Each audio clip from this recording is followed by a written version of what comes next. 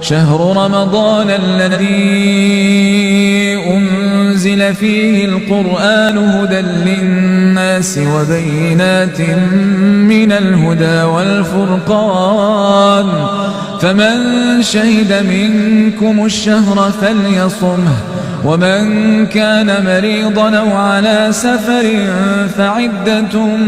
من أيام أخر يريد الله بكم اليسر ولا يريد بكم العسر ولتكملوا العدة ولتكبروا الله على ما هداكم ولعلكم تشكرون وإذا سألك عبادي عني فإني قريب أجيب دعوة الداعي